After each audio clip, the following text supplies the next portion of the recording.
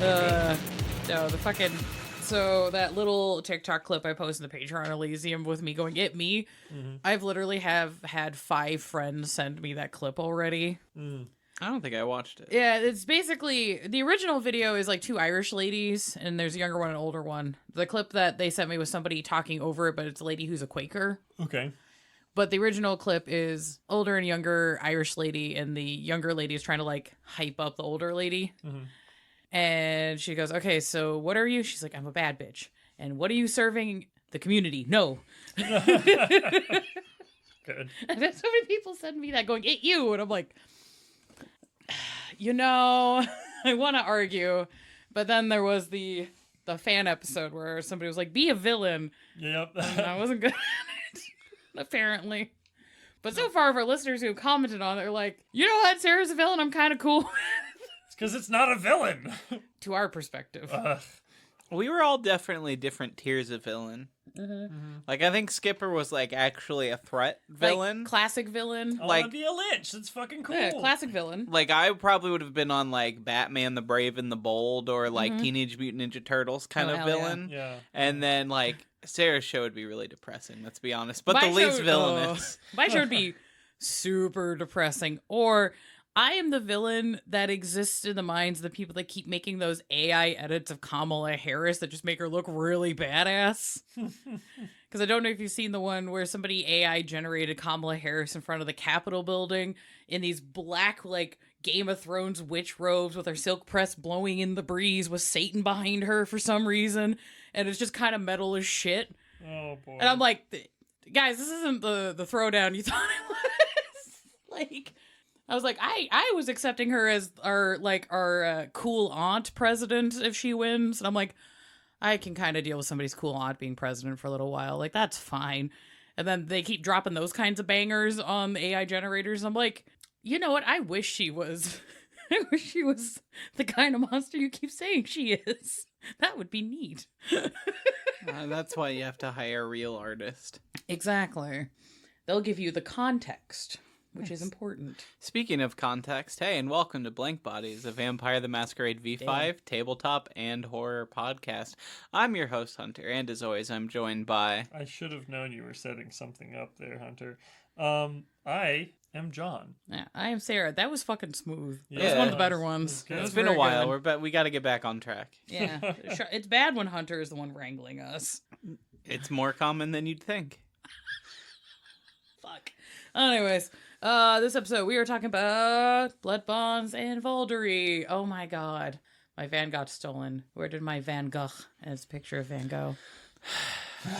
That's basically the what was it? The That's silly. Rodney Dangerfield joke I told on that one Patreon episode. Yeah. Except mine was like 5 minutes long. Yeah. Yeah. Because you're just a Rodney man. You're a Rod man. I respect it. I go through phases. I had my Rodney Dangerfield phase. I had my Steve Martin phase recently. I don't know who's next. I'm kind of hoping you go through a Harlan Williams phase, considering recent events. I did that like a year or so ago, though. So like, Fashion I don't know goes if I in should go cycles. back. Yeah, but it's only been a year. Microtrend. My favorite joke of his is still talking about not being able to afford to go to the Natural History Museum, so he ordered a KFC bucket and made his own dinosaurs. I mean, John's doing that right now with the skull on the table. But That's true. Go check out Harlan Williams stand up. By the way, fucking banger. Speaking of bangers, blood bonds and Vaulderies. We're going to be talking about what they are, how they work mechanically, and how they can work within a story. Huzzah! Content warning. Themes of addiction, abusive relationships, toxic power dynamics, obsessive relationships, cult tactics, and self-harm. It's great. It's going to be a great episode, guys. Yeah, Lots of fun. Lots of fun. It is lots of fun, actually. But Well, there's a being lot of... blood-bonded? Yeah, I mean, I it's suppose it it's can a be. fun and interesting story. Plot point asterisk. This can go very dark and sideways very quickly. Yeah. So safety tools important. Yeah. And if any of those topics are a little too heavy for you right now, go have a snack. You can come back later or never come over if it's not your bag. That's fine. We respect that. Yeah. Man, get out of here. You can listen to other episodes that are less Ick. Yeah. Like the one, the whole Setite, like The whole Ministry Setite. series. Very little ick there. I was terrified you were going to say, like the Snuff episode. I'm like, no.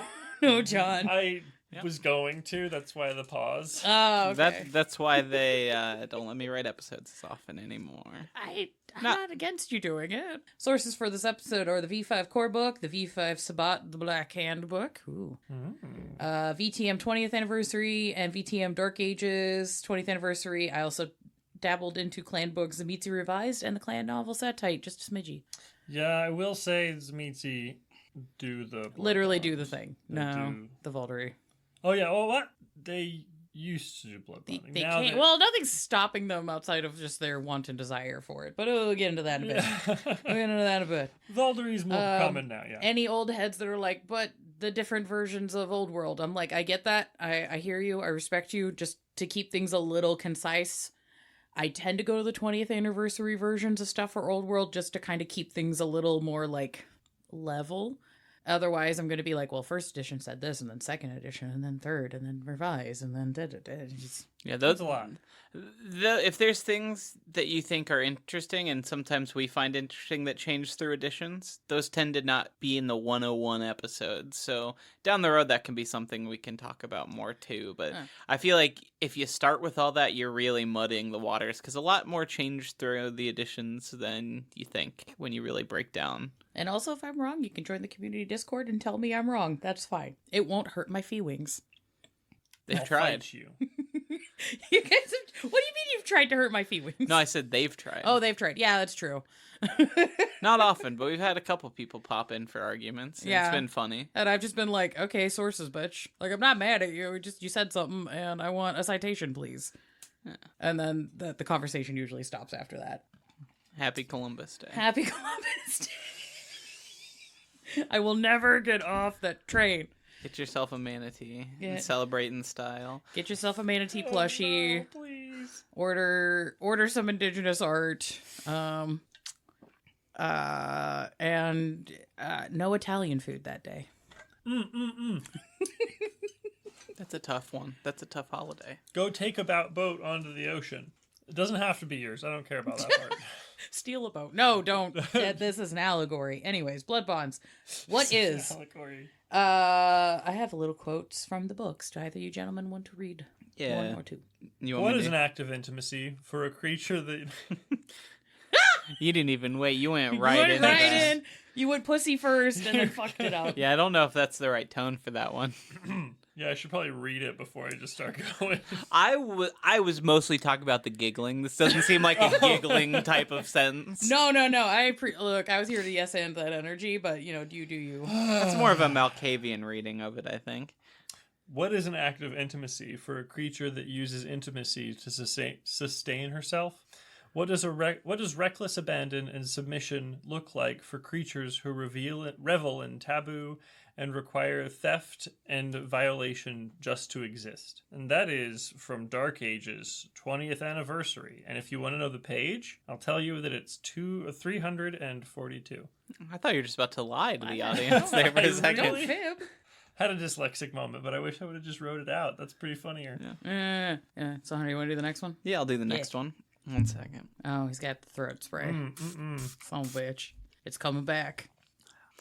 One of the most wondrous and terrible properties of Kindred Vitae is its ability to enslave nearly any being. Put simply, the blood bond is one of the most potent emotional sensations known. Even the most potent uses of dominate cannot overcome the thrall's feelings for her regent. Only true love stands a chance against the bond, and even that is not a sure thing. VTM 20th Anniversary, page 286. Maybe. Damn. Yeah, I thought those were good. Setting the tone for what this is from the old head books. Because, it's problematic as things are in World of Darkness. There's a lot of actually good acknowledgement of like, hey, we're doing a fucked up thing and we're gonna tell you flat out it is a fucked up thing. You can engage with this if you desire or not. Right. Which, for a lot of these books being made in the 90s and early 2000s, fucking shocking. Still.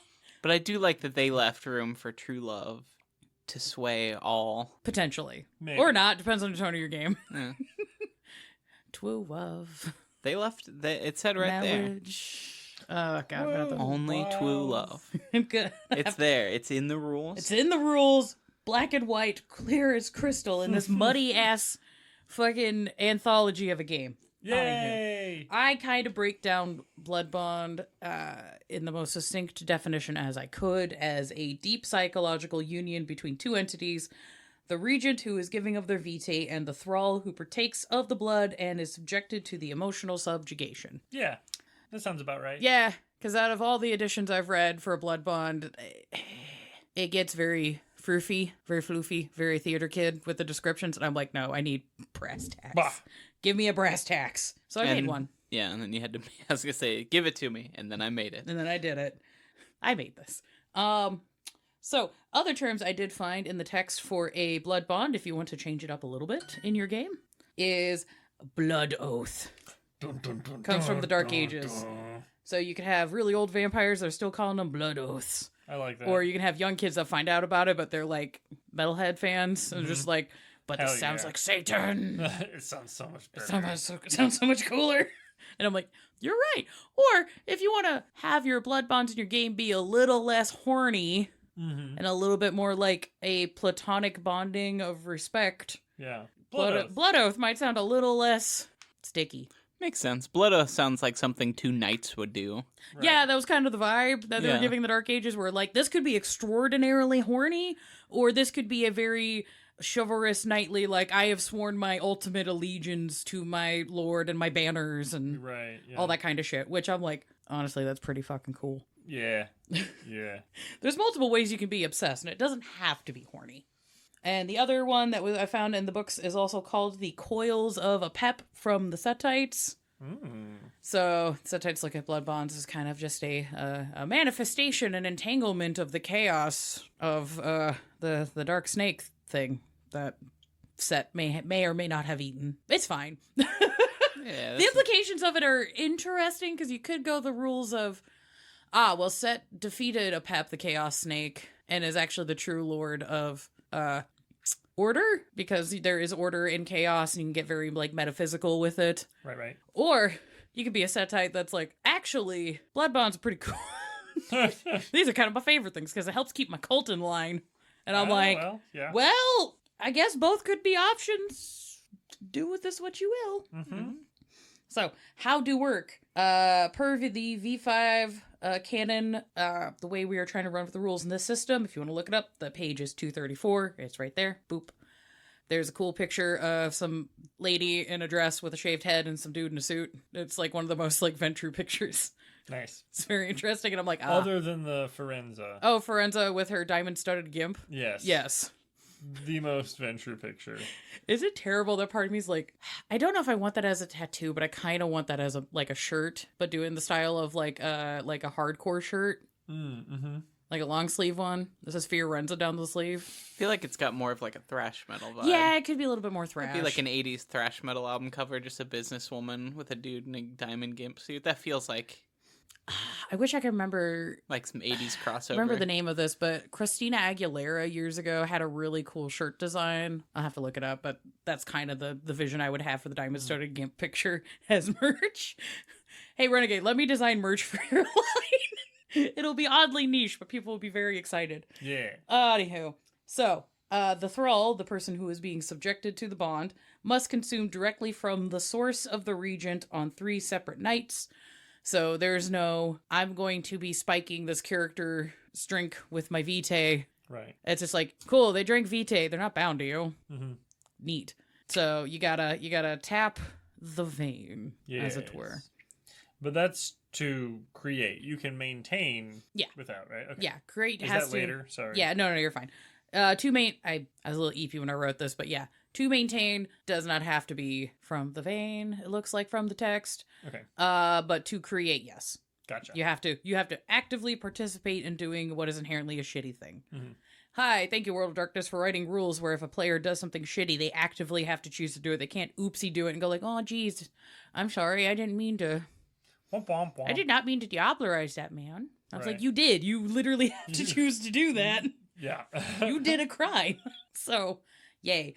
But yeah, this drinking of the vitae from the source has to happen on 3 separate nights with no more than a year between each drink. Okay. So if another vampire who wakes up a couple hours from you sneaks up and drinks out of you, they can do that as often as they want and they won't get bloodbound because you're not intentionally doing it? No. So It's still straight from the source there. that's straight from the source. So it's one of those, that's a you fucking around and finding out. Yeah, That's fair. I just wanted to clarify. No, that's fair. Oh. But yeah, usually most vampires aren't like doing the sneaky sip on somebody who's still conked out.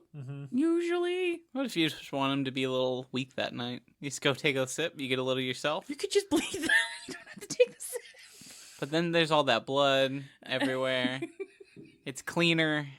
Just bring a shot You can lick back. the wound closed. No one ever know. You're as a vampire, you're specifically designed to remove and discreetly leave with blood. Like a shop vac and all that is way too much. You're literally designed. You are a tool to take blood out of a human vessel and put it in yourself. Any other method is gilding the lily in your technique here.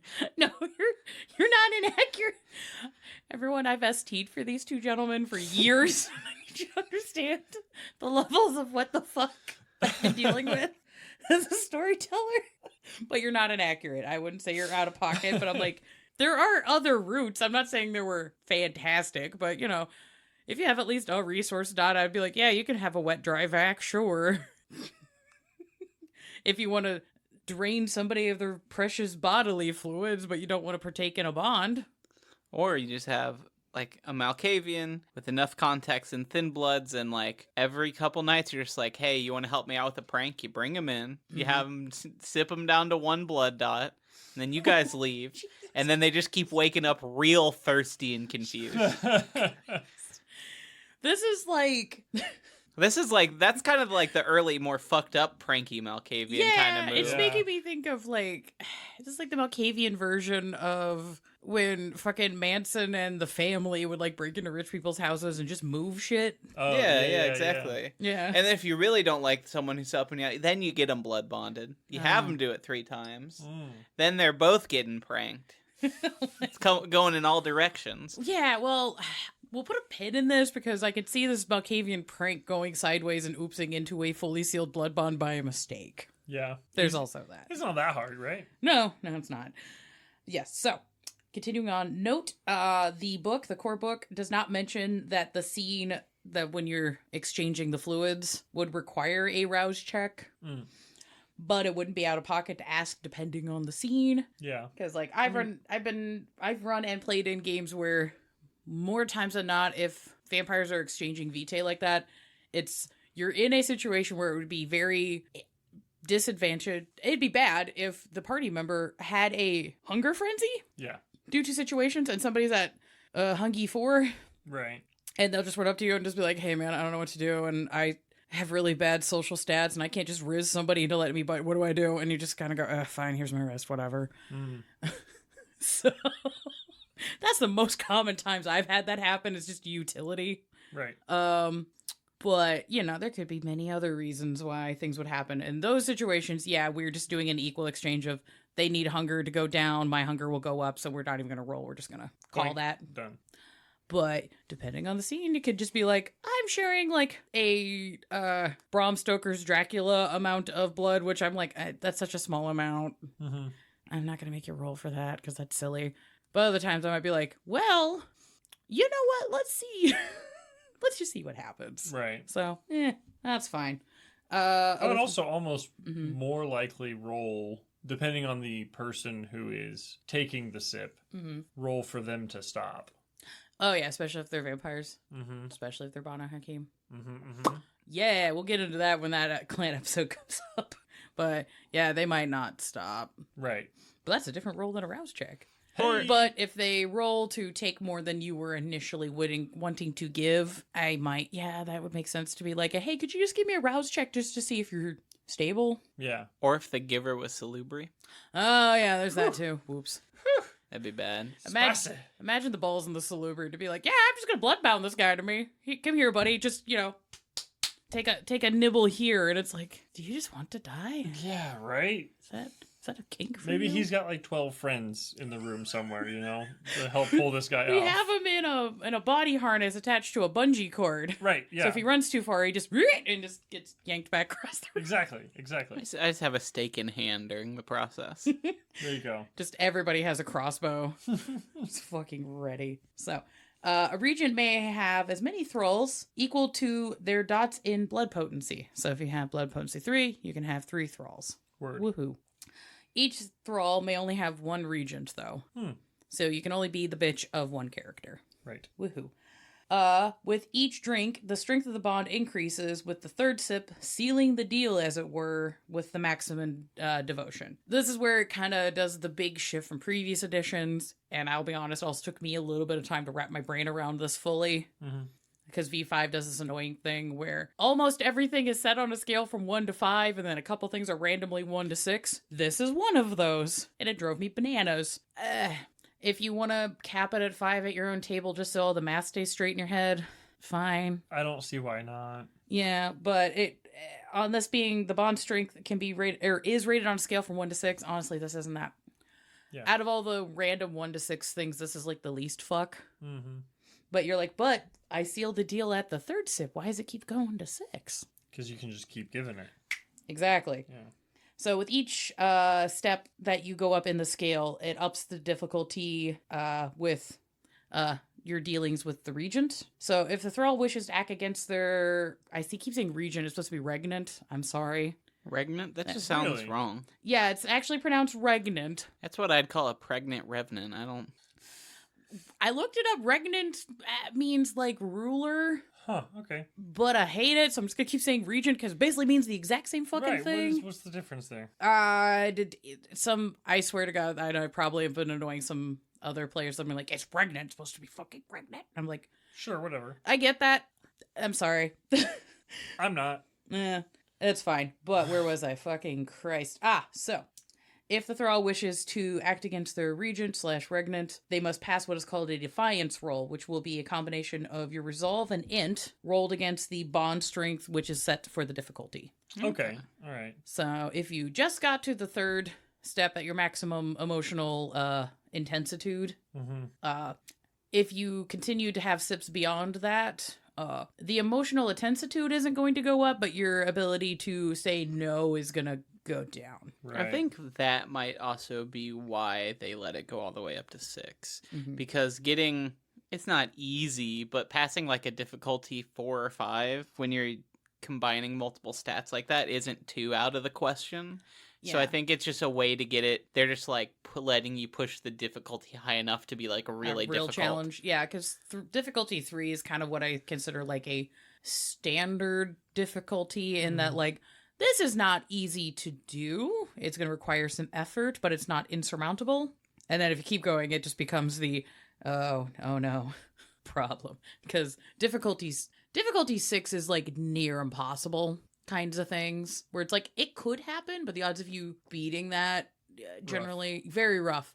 That's like feats like somebody full of adrenaline, like lifting a car to like save a friend kind of feats, where it's like, yeah, it could happen, but not usually. Right. Yeah. So, the bond requires regular maintenance. Or the oath. The oath. The oath. The oath. The oath requires regular maintenance. It sounds like a guidebook for a ye olde night. The oath requires maintenance. Yes. That's very Chaucer, and I love it. The bond strength. So does my Honda Accord. It's not that metal sounding. Rude. I mean, it does. I say as somebody who just had to buy 3 tires for my car. Yeah, I need to replace Rip. some stuff. Rip my savings. They just give you the 4th one for free on that deal? No, the 4th one was fine. Nice. Seems like when I bought the car, they only replaced one of the tires, so it was like new, and the other 3 they didn't. Oh. So they were all dry rotted to fuck. Bummer. Yeah. Shout out to fucking East Side Tires in Indianapolis. Like, if you have to get a tire patch, like, that guy's fantastic. Now our listeners have an Indianapolis tire guy. Fuck yeah. We're Well, doing people come Add here that for to your- Gen Con. That's Add that true. to your contact sheet. Yeah, there you go. There you go. Put that on your interaction web or whatever it's called. Relationship map. Yeah. Yeah. So, like I was saying, the bond strength wanes 1 step per month without the regnant giving their vitae to their thrall. Okay, so you get up to 6. It's really tough, but within half a year, it's Yeah, so if they boost you all the way to 6 and you're just like, oh no, this is my favorite person ever. Oh my god. Yeah, to get that to go all the way back down, you got some leeway. So I feel like this makes more sense to have the kind of like deadbeat regent that just is like got busy and it's like, oh fuck, I forgot to feed my ghoul, son of a bitch. Right. and they're aging very quickly. Just the poor ghoul in the corner, just father help. Well, odds are well before that the thrall's gonna show up and just be like scratching at the glass, Yeah, being actually. like, Papa, how Please. could you? May I have a snack? Please, Please. I want to be inside of you. What?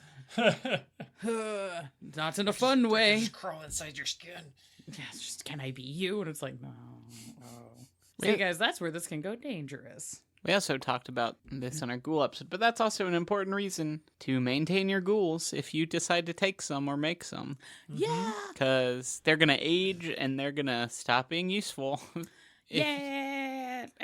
This is not so much spoken in 5th ed. It's talked more in the previous editions. I'll talk about this now a little bit. But in the previous editions, it is noted for thralls and ghouls that if you treat them well and you keep them well provisioned, it not only just means that the relationship between the two of you is going to run a lot smoother, they're also much less likely to defy you because they fucking physically can't. But the game gives the leeway of if somebody is a bad regent and abuses them and is hateful and rude and mistreats them and or also doesn't maintain them. Shockingly, the thrall can fuck off or things will go awry, much like maintaining that Honda Accord. If you don't get its oil changed regularly, the car's going to explode. And by fuck off, sometimes that just means they start like courting a new regent. Yeah, or one of your enemies goes, oh, hey, your beloved manservant seems to be twitching like an addict. And I know it's not the heroin this time, so... Would you like some of mine? Would you like some advanced heroin and then regular heroin? Oh, they've been talking to the church pastor and then the government agent a lot. I wonder what those two have to do with each other. Yeah, weird. Just plots. We're just giving you plots. You have to walk your ghouls. You have to make sure they're fed regularly. Yes. Yes. Yes. So, on that note, to break the bond fully after it has been formed, like fully formed, like once you get to the 3rd step, the bond strength must be reduced to 0. Here's where the problem with that kicks in. To achieve this, a thrall must pass a defiance roll at the start of every session. Oh my gosh. So if you're in a bind and you're in a bond and you're like, I need to escape, help, I'm trapped. Every session, you do a rouse check and you're going to do a defiance roll. And if you don't pass that, you're going to want to go find your regnant or, you know, they're your bestest buddy. You want to go find your bestest friend. Yeah, well, of course, I'd be worried about him. I haven't seen him in a while. Yeah, which means you're much more likely to, you know, take another sip and then you're like, God damn it, I'm back in the building again. To start over. And this roll may also be called for during the session if a situation arises in a scene that would bring the regnant to mind. Either because they were mentioned by somebody else, they came up in documents, or your regent just shows up in some fashion because you've been gone and where you been, buddy? Right. You need a snack. This is very, like, addiction Yup. coded. This is highly addiction coded. So Yeah. if that is a issue amongst your friend groups and they don't want to talk about it, you might need to make this not part of your game or make it more behind the scenes or something. It's fascinating. It is super I love fascinating. It. It's very, very cool, but it is like, eek. I will own I kind of prefer this system a little bit over the way bonds were broken in the previous editions, because a lot of that was based on just like repeated willpower checks in ways that I was just like, this sounds really tedious and a lot of extra stuff you really didn't need. So this kind of streamlined the mechanic side of it in a way where it's like, you're still dealing with the themes of addiction and or toxic relationships, but it's pretty straightforward. So yeah, Nice. Hurrah. So some notes I have from previous editions that I kind of wish were thrown into V5 and might be helpful to players that are not used to this kind of thing. So some notes from the VTM 20th Anniversary Edition on pages 286 through 289, and the Dark Ages 20th Anniversary on page 342. They have sections that go into more detail about what a character would be feeling as they're going through the process of being bonded and kind of how to roleplay that out, which I thought was nice. So to kind of TLDR both of these segments. At the first drink, it can feel like a little bit like a crush or a curiosity or a fascination of some sort. Again, it does not have to be romantic. It does not have to be horny. But if you want to, do what you're going to do. The thrall may find their mind wandering towards the regnant. They may even find themselves bumping into them by accident, quote unquote. Mm-hmm. The STs are encouraged by both of the editions to set up situations that would cause the thrall to end up in the presence of the regent in a kind of cute kind of way, or a subconscious like, oh, well, I've been thinking about this person kind of under the radar and not realizing it because, the bond. So they just go to places that person would happen to be. And, oh, shucks, there you are. Hey, buddy. Weird. Right. Which can also give some fun, plausible deniability if a player's like, no, I'm not obsessed with him. What are you talking about? It's like, dude, you've been wearing his jacket for 3 fucking nights. Are you guys dating? Like, what? You literally haven't taken it off. I saw you sleeping in it. You're both wearing the same cologne. Did you go buy his cologne? Did you break into his apartment to find out what colognes he had on, and then now you bought them and you paid for Amazon Prime to get them quickly shipped to you, and now you just that's weird. No, I went into the store and I recognized the smell. I just thought it was a good smell, so like I've been trying to shop. Like, don't worry about it. It's like, Sure. It doesn't bother me that we have different skin acidity, and so it smells different on me. Not at all. Not at all. It's fine. It's different. I'm bringing out the citrus notes. I'm actually impressed that you could tell it was the same cologne, and that you're thinking about this so much. I think that's what's really surprising about this to me. God damn, I got Uno reversed on a hypothetical character situation. Fantastic. Now, could you tell me why you were thinking about them so much that this would come to your mind? So at the second level, this can feel like love, deep respect, or even some source of hatred or obsession. Regardless, they are a major focus in your life. In the older editions, it would require spending willpower to act against or harm the regent, and the regent gains bonuses and social roles against the thrall. That isn't what happens in 5th ed, but I, as the storyteller, if there is a dynamic relationship like that, and the regent's like, hey, I'm trying to convince my thrall to do something, can I, like, get a bonus die to the social check? I'm like, fuck yeah. Oh, absolutely. Yeah, you can have that. They made the poor choice by accepting your, we're going to call it a gift. Your love. Sucks to suck. Literally. Quite literally, actually. Fuck, I wasn't, damn. I didn't mean to pun that hard. I'm sorry. That's my curse. That's my burden. Anyways, 3rd level. The regent is the most important person in your unlife. Lovers, family, children, career, everything else pales in comparison. Like, this is your dude. This is your homie. Your good time boy, as it were. This form of quote-unquote true love is as twisted as it can be, basically. And this can be romantic or platonic. It's the VTM 20th anniversary does refer to this level of bond as a form of true love, because it's just like an all-encompassing devotion. But because vampires, it's not healthy. It's not good. It should probably not happen. It should probably not happen. The dark side of kissing your homies goodnight, if you will. Yeah, essentially. The dark side of kissing your homies goodnight. Oh my god. Yes, correct. When you have to climb in through the window to do it. Yeah, well, it's because that's how they like you to come into the building. They don't want to see you come through they don't want you to be seen. They don't want to see door. Yeah. If it was up to me, it'd be fine, but you know how the others are. That only made me sad because I've hooked up with several people that are like that, and I'm like, it's because I'm plus size. Fuck. Hookup culture in the 2010s was not a good time. If it makes you feel better, I've seen you do the opposite. Oh, I've done the opposite. Yep.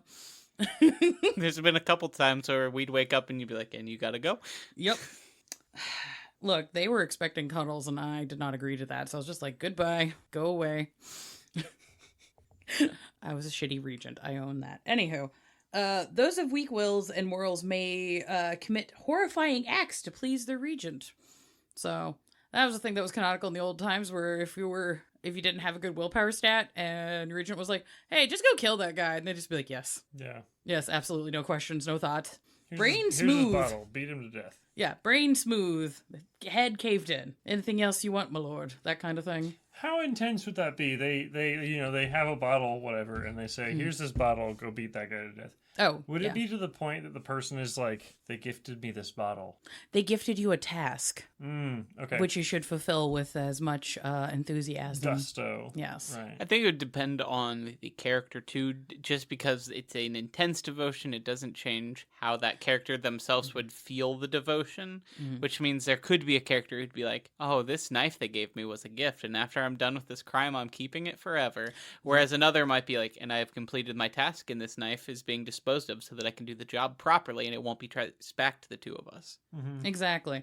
And there's also the slightly even more flip side of that, of characters that had stronger wills and stronger moral cores may be able to avoid fulfilling requests that go directly against their code of ethics. So if you build a character that's like, I am on a really high path or a high rating on humanity and I have a really strong willpower, and your regent's like, hey, I need you to go kill this guy, and you just look over and go like, that guy's a doctor. Like, what? Why would I do that? Like, why are you asking me to do this? Like, that would cause a major conflict and thing, because you're like, I really want to kiss the homie goodnight, but the homie asked me to do the thing that makes me sad in my soul. I don't know. So you might be able to defy that situation, maybe? Hopefully. Or you figure out some way to kind of do a Renfield sneaky of, yeah, master, I will totally go and stab this person to death with this broken bottle. And then you very quietly go, bitch, you need to get the fuck out. You need to go. Right. You need to go right now. Run. And then you accept your punishment. So, I appreciated that the previous system had some leeways for moral choices, even if you were in a situation where you kind of technically don't have that choice. Hooray. Other thing that they had brought up at this level that I'm like, isn't in the canon for V5, but I think would be kind of neat if you want to bring this up at your table, which is both VTM and Dark Ages VTM suggests that the regent should be able to use dominate powers upon their thralls without eye contact.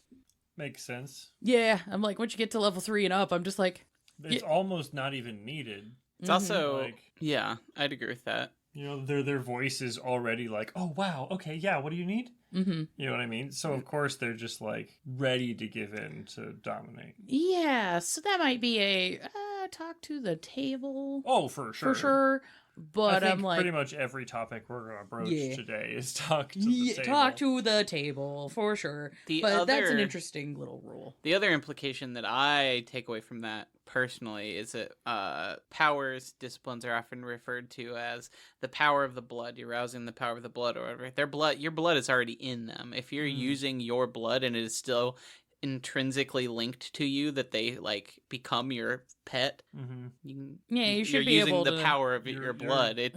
You're directly connected there in a way. You're jacked in, as it were. If you're playing a philosophical game and people want to talk about that, that would be an interesting thing to throw in. Be like, oh, you notice you don't have to do that when you have someone Gould?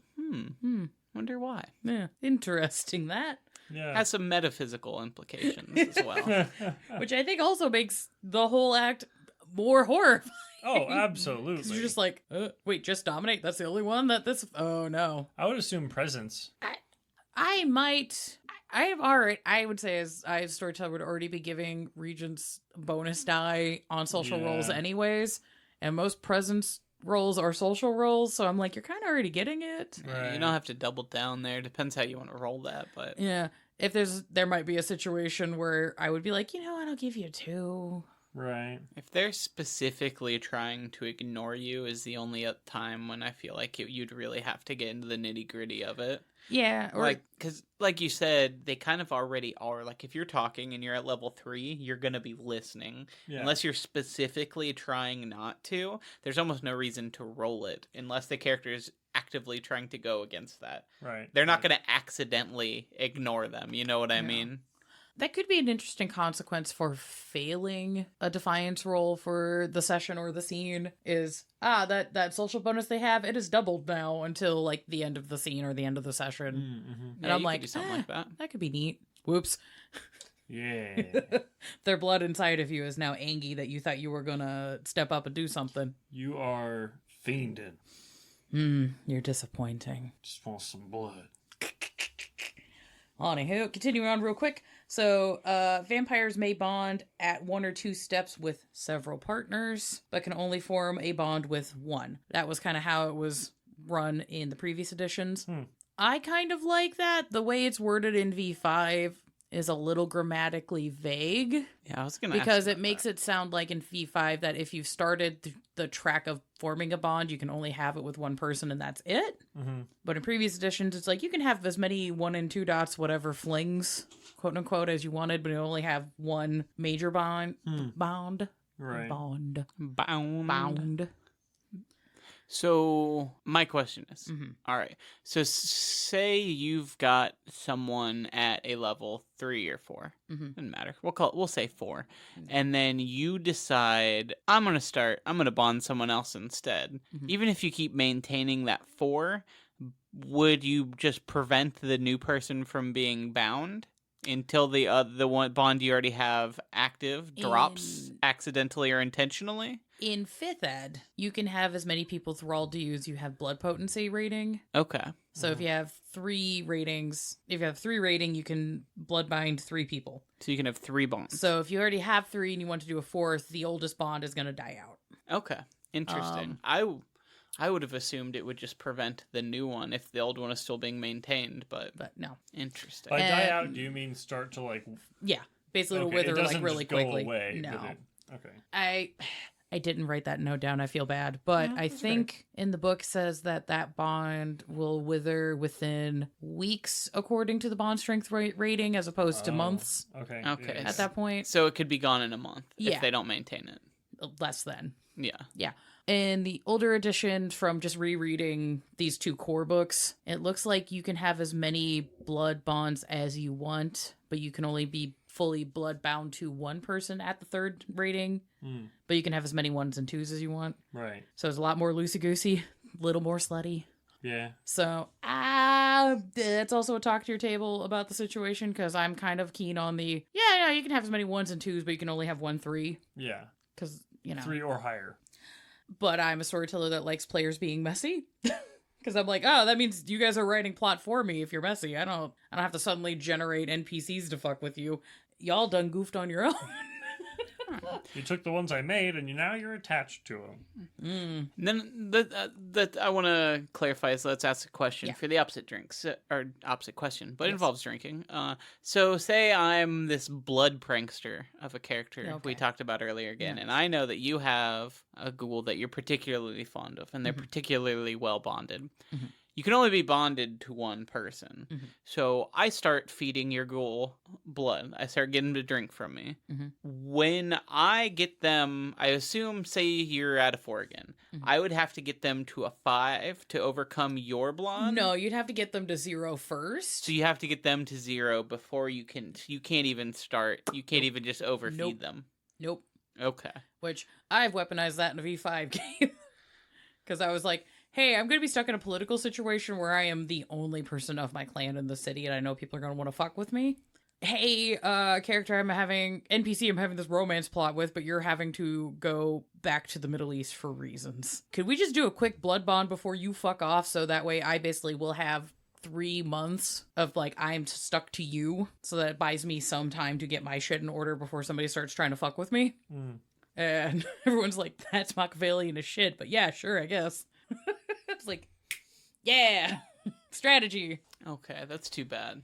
That would be a good blood prank, but I guess yeah. Now, if you could kidnap their ghoul and hide them away somewhere and basically cold turkey them off of their previous regent, and then start feeding them your vitae like, hey, buddy, I know you're getting down to the wire, and if I let you go all the way to 0, you're gonna die. So then you could give them back and be like, oh, I've rescued your pet. Yeah, they're bloodbound to me right now. I found him. Don't worry about it. Okay, so then you could just keep feeding them your blood and tell them, listen to him most of the time.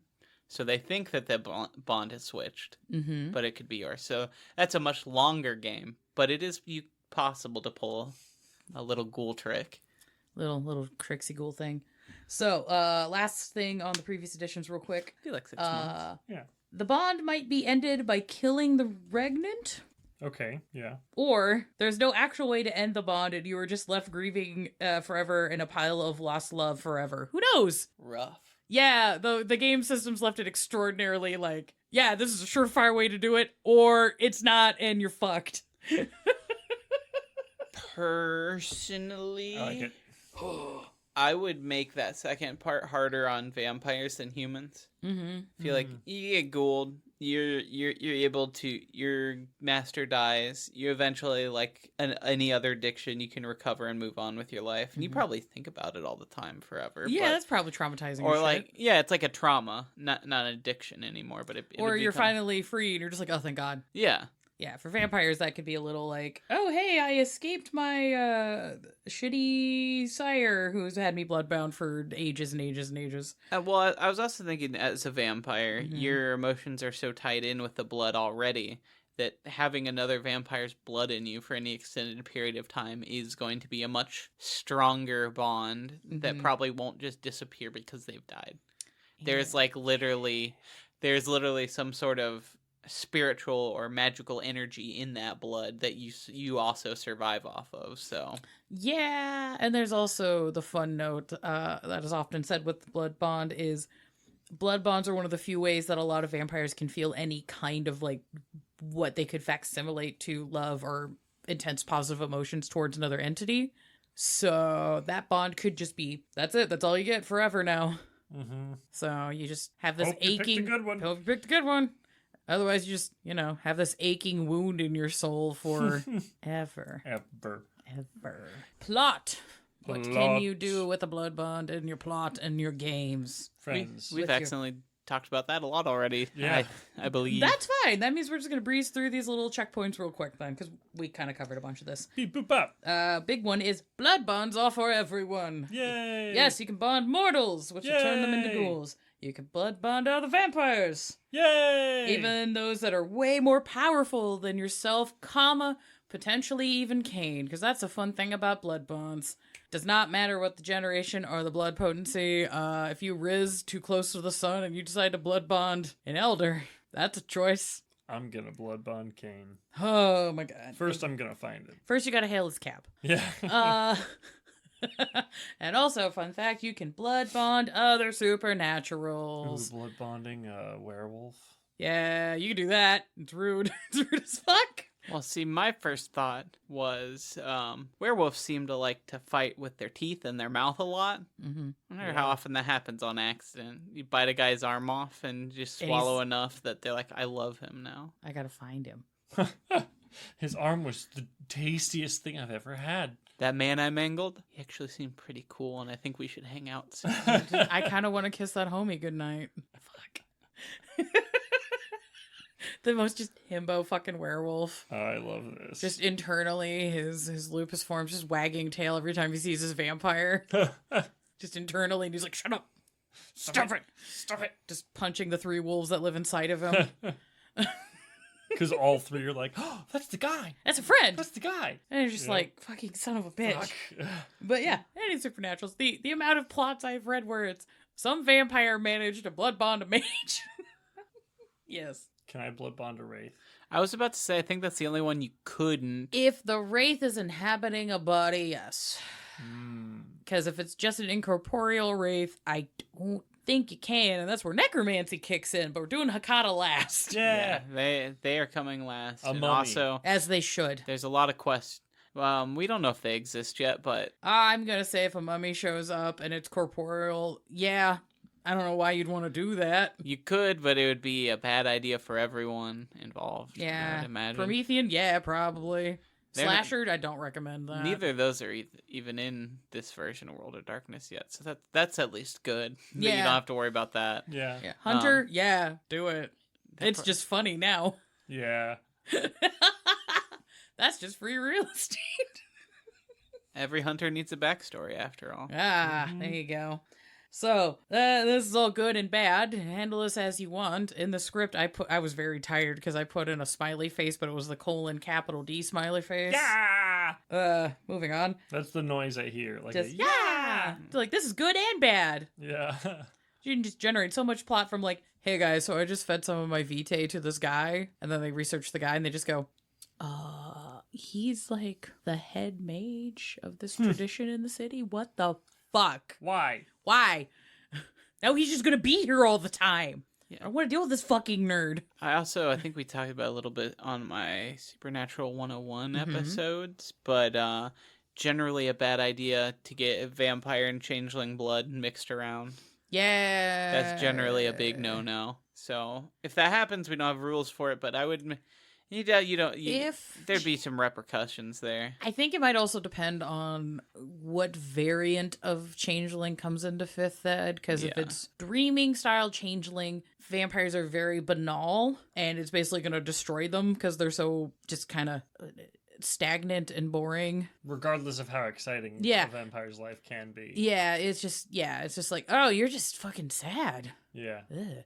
But if it's a lost style changeling, I think there will be a lot more room. But then you also kind of fall into this is probably going to affect them in some way that's going to cause problems. Mm-hmm. Wouldn't it also depend on the particular type of glamour you like? A real sad vampire could be real advantageous. Like, you get in with a Toreador and you might be eating good. Yeah, that's fair.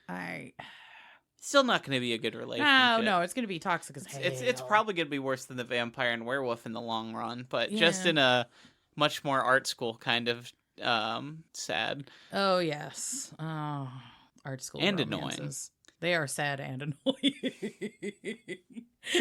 Did I tell you about that guy that I kind of tried to hook up with when we were both going to the same art college? And he kept trying to convince me I was an otherkin, and every time he did, I just kicked him out of my fucking dorm. Ew. If that's your thing, that's fine. I'm not judging you, but I feel like the convincing other people is just bizarre to me. Yeah, it was. That's like 2 steps away from telling people about the dimensional merge that's coming, but... Yeah, like the first couple of times, I just assumed because he was like really drunk and just excited to have like a lady around. And then after the 3rd time, I was like, I think he's trying to make me be like his ex-girlfriend, and I don't like it, so no. And then I had to leave the school because somebody stole my college tuition money, but that's a different story. Anywho, Camarilla characters often will use bonding as a form of punishment or reinforcing the hierarchy. Fucked up. It's fucked up. Consent talks. Anarchs tend to view blood bonding as a negative. They will either refuse to bond vampires but will have ghouls, or they will do no bonding whatsoever.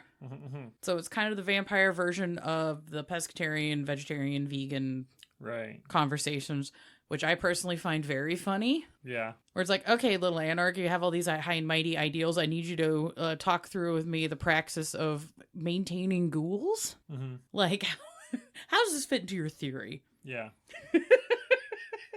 But I'm that kind of dickhead. So... Well, you got to do it to keep them safe, because if I want to keep them close and be human and, let them be part of my life. If I'm going to do that, one, they're just a normal human. They're going to die real easy. Mm-hmm. And 2, once they find out about me, if they're not ghoul, then we got a really big problem. Look, I don't like the man, and I hate the government, so I will not pay taxes. But if Greg pays our taxes, the IRS isn't going to show up. Right. So I have to Google Greg the accountant. Perfect. Which is kind of adjacent to what I was about to say, which I didn't see in here, but is another reason for the Anarchs and the Camarilla and even the Sabbat to bother ghouling humans is it's a really easy way to help maintain the masquerade that they all at least somewhat believe in. Yeah. That's the one rule that, for the most part, to keep the game world functional, they kind of all have to at least... Yeah, the Cam and the Anarchs are definitely masquerade good, and the Sabbat's fine, I guess.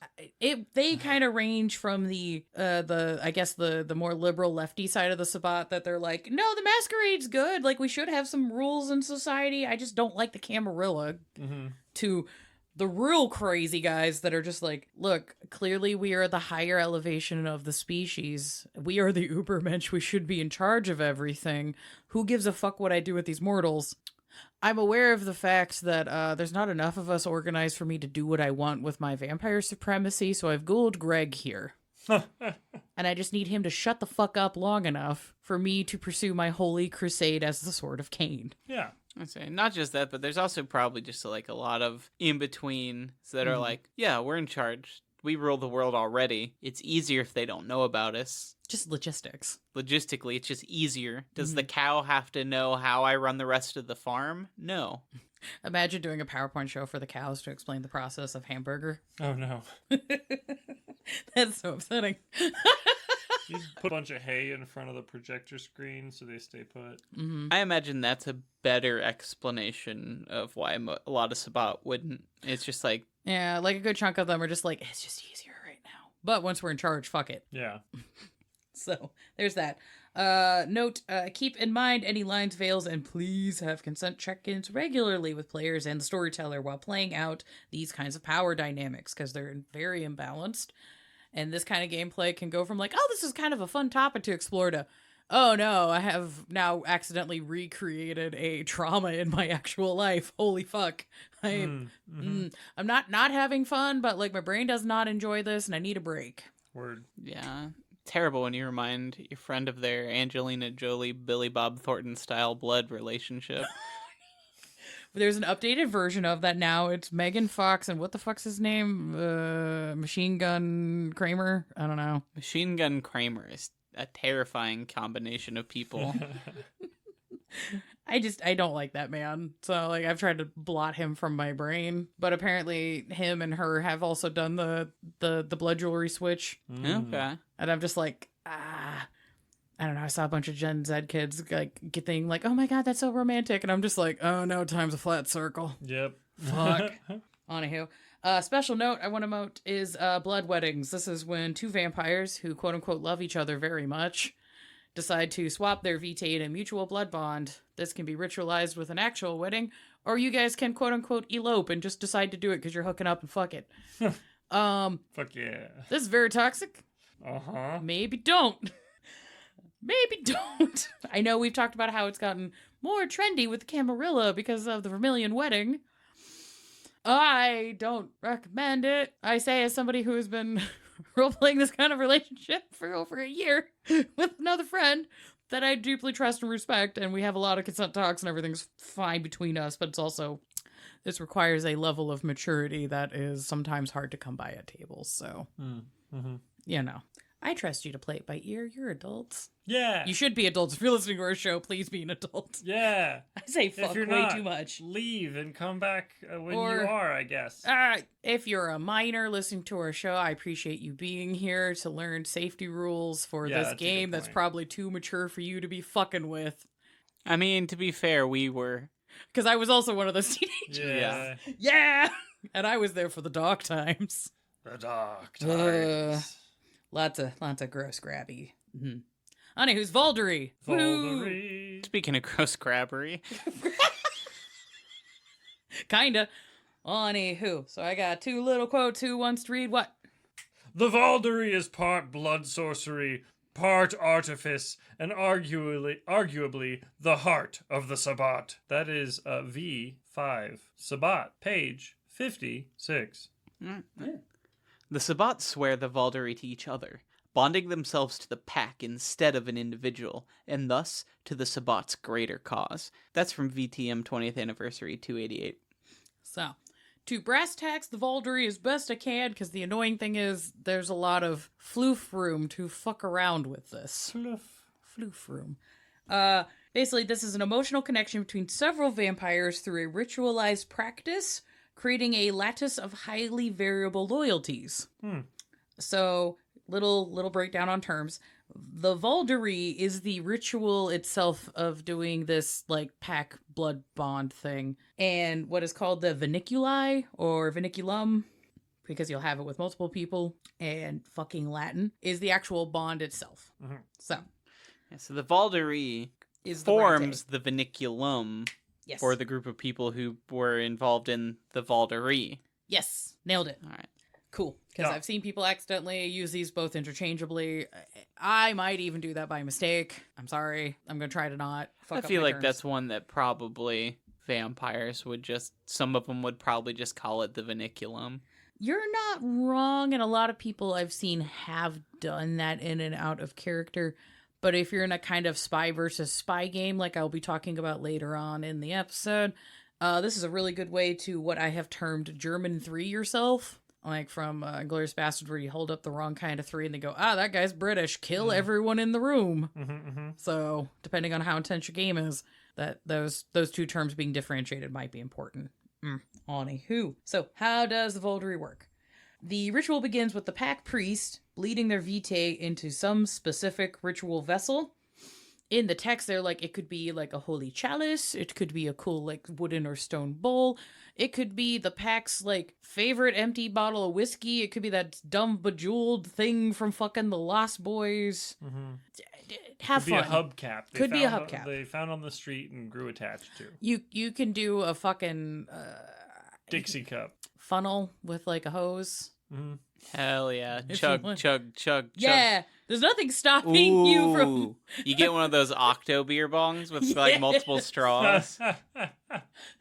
There's Fuck yeah. nothing stopping you from doing that. Technically, you could also just get an actual bong and then everybody takes turn filling it with vitae and then passing it around to do mad vitae rips and then chugging the vitae afterwards. I love that because that wouldn't do anything for them. No. The weed itself. No, it's just part of the ritual. Yeah. And then the blood would just taste weird and be warm, which might be chunky. Because if you're... It's already hot coming out of your body. Yeah, but I mean, if you're rolling hot weed smoke through it for multiple people, it might get warmer. Bong... I've heard that bong water can get very hot if it's used a lot. People typically use things like ice to prevent that, but if it's already thick blood that's at human temperature, and then you're just rolling clouds through it... Look, I was just trying to think of, like, dumb rituals quickly, and I was like, stoners have a lot of dumb rituals. I'm not saying it wouldn't happen. I'm Yeah. just wanting to point out how specifically gross that would be. Well, I think that either you'd have to have a gargantuan bong, or it would be a one at a time. Well, you can't do it a one at a time. No. No, yeah, it's a group activity. You're going to have to Huge get one ass of those bong. bongs that's like my shoulder height sitting. Yeah. Yeah. At minimum. Minimum. Or what if you get one of those, like, gigantic homemade, like, gravity bongs that's done in the storage tank? The one that I've seen people make out of 2 liters in a Yeah, bucket. yeah. You know, just research on YouTube, you know? Even dumber. The pack of stoner sabbat is maybe the worst idea we've given to the public, and I really hope that they run with it. Between that and the Haunted Roomba, which I've decided that story will be a con exclusive, I'm happy to share that at any convention. Hell yeah. They're definitely a bunch of new age hippies.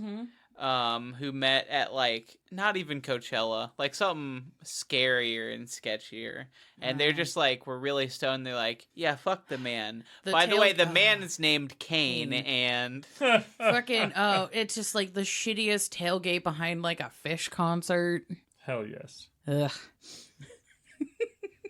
Sorry, I just remember the time we were all getting gas on the north side, like the 3 of us. We walked in, paid with cash, came out, and I guess there was a Fish concert happening in the area, and there was just the most stereotypical shitty hippie van piled with all the luggage on top, and just like the most stereotypical like shitty hippie woman wearing like that fucking generic ass boho skirt and just like the white lady locks that don't work for her hair texture at all. And she pointed at the 3 of us in our, like, punk and hardcore and goth outfits walking back to the car. And she's like, hey, man, you going to the Fish concert? And all 3 of us simultaneously looked at her disappointed and went, ew, no. And then just continued to our car. And she just looked so bamboozled. I was like, I'm not letting my friends get, like, freaky fished by this fucking patchouli-ass cunt. No. I just don't like fish. I like the fish food ice cream from Ben and Jerry's, but I don't like fish. That is, like, one of their best flavors. Agreed. Um, I also like fish the food a lot of the time. Okay, hot take. Cherry Garcia and Americone Dream are like my favorite Ben and Jerry's. Yeah, the ones where they put the wacky shit in it are Yeah. really good. Yeah, anywho, sorry. So once you get, I guess you could use an empty Ben and Jerry's pint if you really want it. Like, they left it wide open. Some Vermont hippies making their own blood cream. Yeah, it's like, oh my god. Does it have to be eaten at once? Could you actually like make a blood ice cream and then like I don't nothing- go think somewhere so. and eat it? Technically, there's nothing stopping you if it's part of the ritual, but I don't think it. I don't. I can't remember. Is there a rule where Vitae loses its veracity? Not Here's veracity. like potence. Yes, Potence over technically. time. Yes, here's the thing. But there are rituals you can do to maintain the power and potence of the Vitae. And if part of your packs, for some fucking reason, Vaulderie ritual is turning the Vitae Into to make ice cream! fucking blood, sorbet or whatever the fuck. Sure, I guess it's gonna take a long time. This is gonna be a long ass ritual. So you're saying You're that not telling me that the idea of a blood sorbet did not cross at least someone in your family line's mind. Why my family Because, specifically? Scotland. Scotland They like their blood stuff. Oh, the blood stuff. The blood part, stuff, okay. yeah. Gee, it's a cold climate. You think they're just making fucking frozen treats? Why not? It's sorbet. Well, I mean, they probably will be now because of global warming, but It's previous generations. Look, if you don't like some Do you think ice they had cream, money for fucking sorbet? You just put it in the thing and you make it.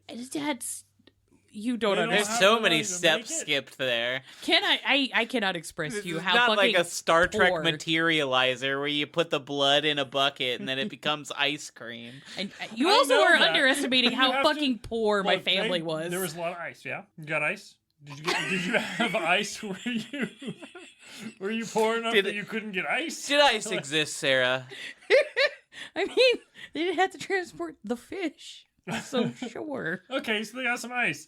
So you take the ice, you put it in one bucket, you fill the thing with the inside. You put another bucket in the ice in the first bucket.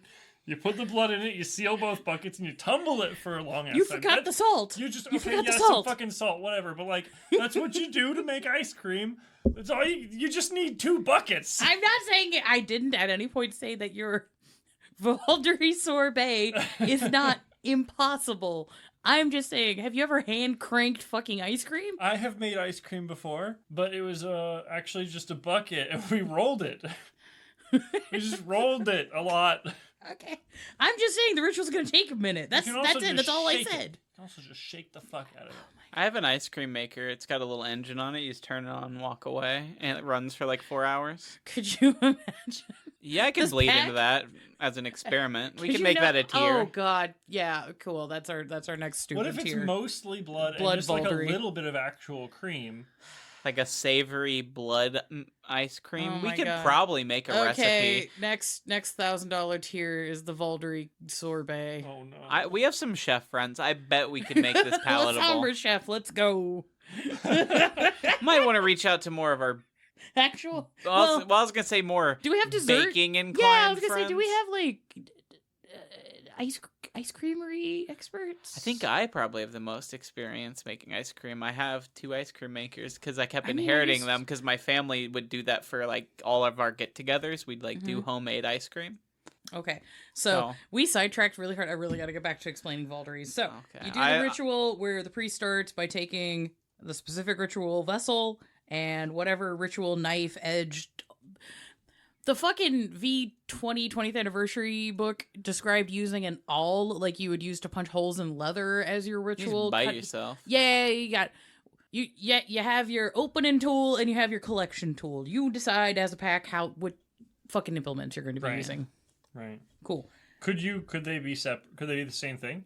I got this rusty like hunk of metal that we found in this dump, and the edge of it's real sharp. Yeah. Sure. You just shink and then bleeds right into it. There's literally no reason it couldn't be. There's nothing Cool. stopping Well, you. because they mentioned the 2 things, like it has to be a specific dagger, it has to be a specific thing. So are they just making sure? If they're attached, that's fine. okay. So once the priest has added their vitae, they pass around the vessel and edge among the pack to continue the ritual, with each of them giving their vitae into the vessel. I just asked my friend who's a chef if he think he could make a blood ice cream or sorbet. What do you say? I don't know. Oh, we're waiting. Oh, We are live researching this, folks. Oh. All right. So once everybody in the pack has donated and given their vitae, the vessel is passed around to be consumed amongst the group. Note, those who take a sip will be overcome with a sense of euphoria or a rush similar to some sort of high. So usually when you're role-playing these scenes, if you partake, you can have a lot of woos and relations and in our recent sabbat LARP, one of our pack mates, when participating in the Vaulderie, best recreation I've seen of somebody imitating snorting coke that I've seen in real life. And I'm just like, okay, you know what, right on, man. That for the scene that makes sense, but I have a lot of questions for you later. Were they snorting each other's blood? No, they took the sip, but then afterward they were acting like somebody who's just done. Yeah. Okay. Which I was like, I appreciate you playing into the bit for the live action role play. That's fantastic. I think that specific one that he like really got hard, there was something special in the blood. I know. We need to talk about that later. I've got questions. Anywho. Also, only those of the pack can put in and partake. There are times that if the pack has acquired shovel heads, they will be fed from the vessel to keep them in line, but they will not donate. Okay. Which I thought was interesting for a sect that is trying to, remove unjustified hierarchies. Anyways. Is it a... the word unjustified there. You can justify the shovel heads not being included. They haven't earned it yet. There's yeses and nos there. It's one of those, I have a lot of philosophical gripes about the sabbat. I should probably pen that down at some point. It's gripes that I don't see as many people like poke around with, so hence I should write it down and move the fuck on. Anywho, so, the ritual of Vaulderie is practiced frequently at various kinds of events and meetings within the sabbat to maintain loyalties. So this is we're having a meeting. First the Vaulderie. It's nice. like, meetings that you have with the company where they trick you with a pizza party and then somebody pulls out the slideshow projector and you're just like, son of a bitch. I already have a whole plate of pizza. I can't leave now. It'd be weird. So, those who refuse the Vaulderie can be met with ostracization or worse, typically much worse. Back to that awkward smiley face with the capital D. Yay! Yay! It's the sabbat, so your barometer on violence is extraordinary. That ostracization might be from life. Yeah. You've been ostracized from existing because you got diablerized. We're going to ostracize you from the group with a baseball bat. Repeatedly. For days, because we're bored. Various things. While there are no rules for players to partake in the Vaulderie, the 5th ed Sabbat book does give some information on how to integrate this ritual as part of a story and how this could lead to paranoia within the Camarilla and Anarch ranks. If this is something that sounds interesting to you and you want to kind of stat this out, there are guidelines for statting out a Vaulderie ritual and how the Vinculum strengths would be from the 20th edition that I think could be partaken in a 5th ed game if you really want to get that far in the paint on it. So this information is on page 287, 288. The basic TLDR is everybody who is participating in the Vaulderie will basically have to roll d10s. And this number will represent the strength of the Vinculum that you have between you and this person. So it's going to take a long time to roll these fucking die.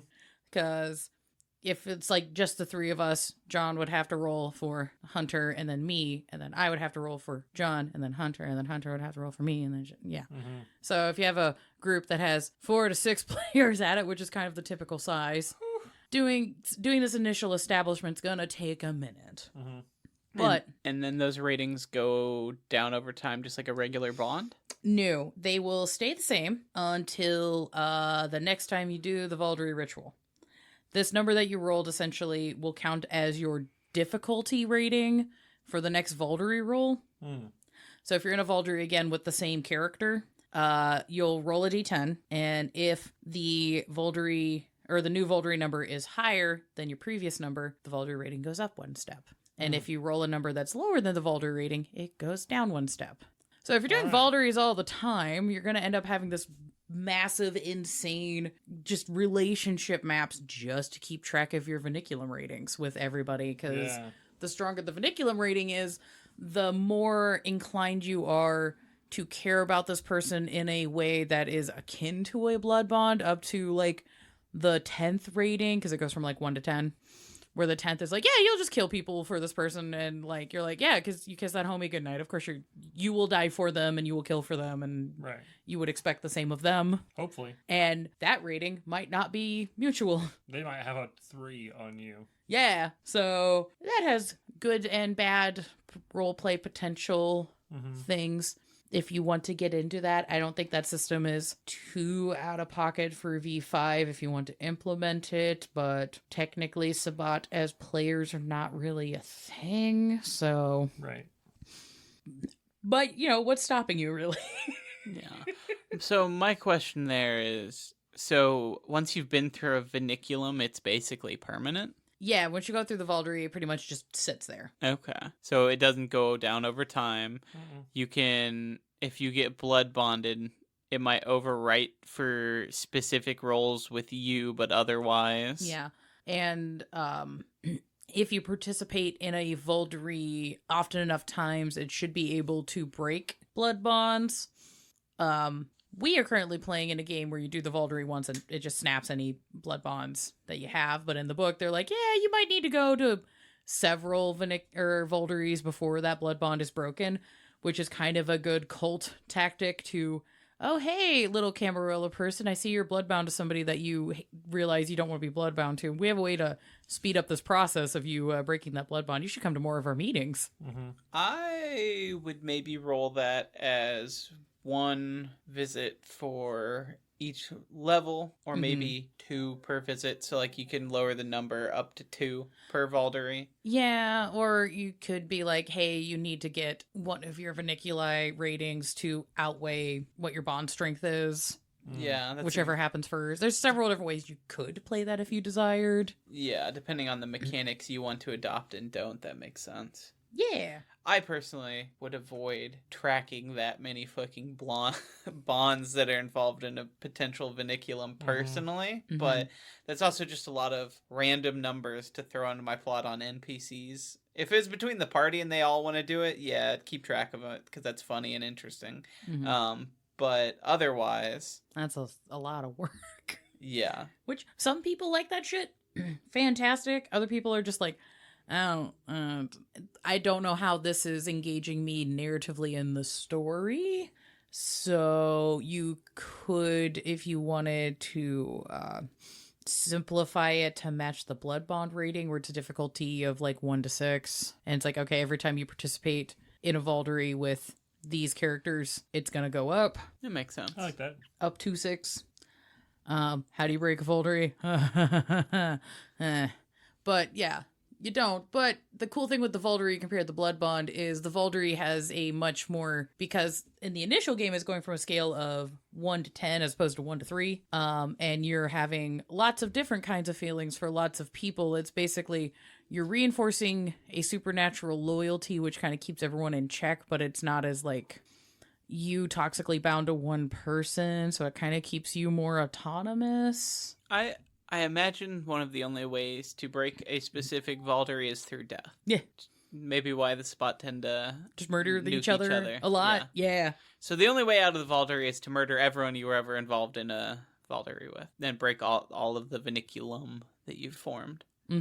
Plot. Yeah, plot. So, the spot is spooky. You can use the Vaulderie to showcase a horror show or cultist rituals if you would like. Yeah. The Vaulderie can trace its roots back to a combination of Caldonic sorcery and potent La Sombra Vitae.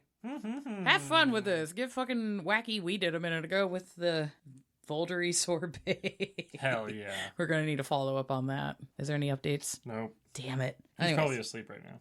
I'm telling you right now, I could probably do it. I just need some heavy cream, some butcher grade blood, and whatever seasonings we want. I would look at some, like we talked about this last episode, strangely enough, some blood pudding recipes. Look up some blood pudding recipes. You would just convert that to work as more of a cream. You add the rock salt setup and all the stuff you normally use for making ice cream. Yeah. And you got yourself a savory ice cream. I know, but I'm just like, should we stream this though? I think that maybe, like last year, maybe I could make a documentary. Maybe that's what we do the video We can do about. a documentary about the blood sorbet. I could do some blood ice cream movie. So, Do people breaking like that free idea? from the tower. As I've said a moment ago, players that become desperate to break free from the blood bond may seek out desperate means. Mm-hmm. So you might have somebody who's like, Yeah, I "Hey, can kid, I got a thing for you. You should come into this van that totally doesn't have free candy scratched out of it and it says break blood bonds question mark." There's also invasion of the Sabbat body snatchers. I was very tired when I wrote this. Basically, with the Vaulderie having such a loose and varied grip on vampiric emotions and loyalties with each other, it makes it harder to detect who amongst the court might be an infiltrator. That actually gives me a question. Yes. I think was just answered. But so you can't see a blood bond in someone's aura the way you can see other stuff, right? No, I'm trying to remember. I believe one of the Tremere rituals or spells that's like that taste of blood, walk of blood combo. Yeah. I think if you crit on that, you could tell who is bloodbound to whom. Okay. But because Viniculum is not technically in V5, as far as I'm considering it, I'm like, no, you can't tell with that spell. Whoops. I would probably let a character design a blood sorcery. Yeah, if you want to design your own thing to do it, maybe. But yeah, if your character wants to go through the process of researching to find one or make one up, and you use the rules that are in blood sigils, I'd allow it. But that's a project that you can work on, and I'm like, plot, hell yeah. You probably have to have people who were part of Viniculum around to study it, to figure that out. Yeah, so good luck with that. You might have some blood sources that are like, why the fuck are you looking into this, my guy? I have questions. You checked out a weird book from the library, child. What happened? I'm not upset. We just need to talk about what you're reading this and what you're feeling about it. And I was trying to be threatening, and you went into like supportive parent that has discovered their child might be queer. I was thinking more of when you catch your kid with porn for the first time, but when they're jerking it, yeah. I suppose those are both supported in similar ways. Yeah, it's fair. Now give me the Sears catalog back, and we can get you better material. Anyways. But I also just kind of enjoy games of just like whodunit paranoia, one room mystery kind of things. And I'm just like, yeah, that is just so much free plot. That's free real estate, especially once you've introduced that concept at the table and just watch your players like spool themselves up into concern. Especially if one or two of them actually gotten involved in one or two of them may have accidentally whoopsie poodled into a Vaulderie and then sacrificed a dog. No, never. Vaulderie all you want, not the dog. Not the dog. Haven't the werewolves been through enough? Speaking of, keep in mind any lines and veils that players and storytellers might have. Some folks may not like the rituals or overly graphic violence. The power dynamics may not be as overly toxic as they were with the Blood Bond, but the pack cult mentalities can become intense and go sideways quickly. Because, the peer pressure thing of like, why aren't you doing this? Why aren't you doing this? Why aren't you bleeding in the cup? I mean, also, like, are you not just cool? Pack mentality in general is dangerous. So yeah, and I've been in games where the group got way too lost in the sauce and their in character quote unquote pack mentalities turned into out of character. People are just being dicks outside a game. Yeah, bleed happens. So, check-ins, make sure everybody's good. Especially because Vaulderie as a ritualized practice is such an open thing. You can go down some dark pathways. Yeah. Woo! Yay. So that's blood bonds and Vaulderies. What was questions, thoughts, concerns, anything else? No, I think that's really fun. Hell yeah. Definitely something that comes up a lot, so it's always good to review. Yeah. Because it's one of those things that people always want to do, and almost every time, at least one person's like, all right, so how does this work? And then you go back to the book. But it's actually not that bad.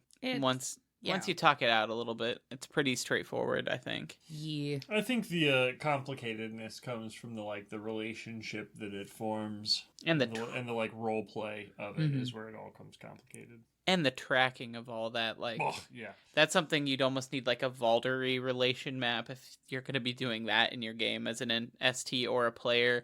And then I have a Shadowrun storyteller screen that's got all the different corpse, the top 10 corpse that run, and you can set your parties ranking with all of those, so when they're doing jobs and stuff, if you rob one guy, it might go down. If you steal for someone else, it might go up. You borderline have to like make yourself a chart like that just to keep track of all the blood bonds, especially if Vaulderies are going around. So like be mindful of that. I think maybe have a page in your notebook that's just bonds and Vaulderies and all that fun stuff, because that's one of those things too, that there is so much weight behind it that players are gonna get annoyed, and STs and stuff might get annoyed if you're like, you're not taking this seriously, and you're like, well, I only got like 1 dot. You're at 3 now.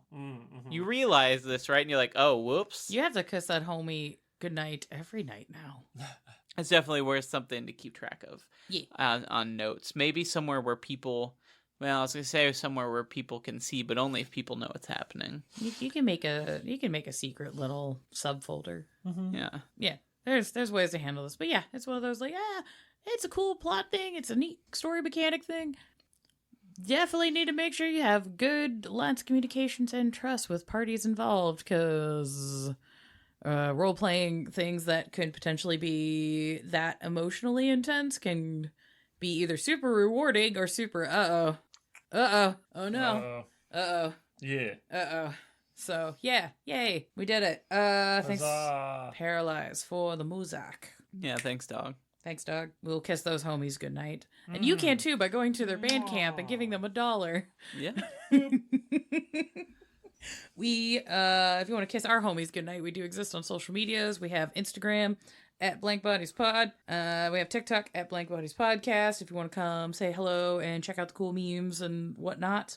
If you think what we do is cool and you want to also kiss the homies goodnight by giving us $1, we have a Patreon. We Kiss do. us to good night.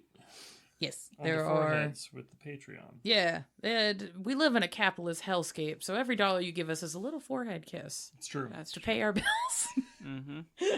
We like that. I like paying bills because I like being inside. It's fantastic inside. Pretty neat. We have different tiers that give you access to like Patreon exclusive parts of our community Discord, which you should join the community Discord. It is cool and And fun. and fun And free. and free and groovy cool. and has tons of cool resources. Also fun. I guess we will be setting up maybe something to help with this blood Vaulderie sorbet joke. We'll figure it out. We're very tired right now.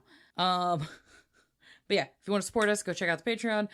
We also do an interview series. So if you're doing a cool project, you're doing any kind of gaming thing, whether it's music, art, actual plays, cosplay, John is still looking for a real vampire to interview. Maybe if we make the Vaulderie sorbet, they will arrive. Yo, you can join. Yeah. Is that okay, everybody? Are you cool with that, guys? Yes. Sure. All right, cool. All right, but if you want to partake in The that, vampire joined our Vaulderie. yeah, Oh. yeah. If you want to partake in a Vaulderie with us, if you can email us at blankbodies@gmail. Hell yeah. I was going to say that's what joining our Patreon is. That is like. true. The joining the Patreon is a capitalist Vaulderie. You get to vote on polls that affect the show, which means you have sway over our opinions That and is the things true. we talk about here. That is very true. Dibbity dang. I don't roll a dice when I don't want to listen, though. Hunter, damn. Well, we've done the whole like, hey guys, you did a 3-way tie again. We got to do another poll, and then there was another 3-way tie, and we did another Yeah, poll. and then I just decided. It was like, guys, one time I looked at the server at like 2 a.m., saw the one person awake, and it's like, you choose. just like the finger of God. Yeah. Just like, you pick. You give money. You're the only one awake. We have to start writing. Tell me now. Which, if you pay us money, that might happen to you. Yeah, we have there should be a poll up now as you're listening to this episode, as I'm figuring out what the next Patreon episode is going to be. Yeah, we do Patreon episodes. It's a little bonus for you. Oh, yeah. I write, though. That's where my episodes that I write went for the most part, although I got a bunch coming up for the We will trade public. these that month. Yeah, okay, yeah, that's fair. It's time. Yeah. Folks, sleep well or go to work or whatever you're doing right now. You fill out those expense reports. Yeah.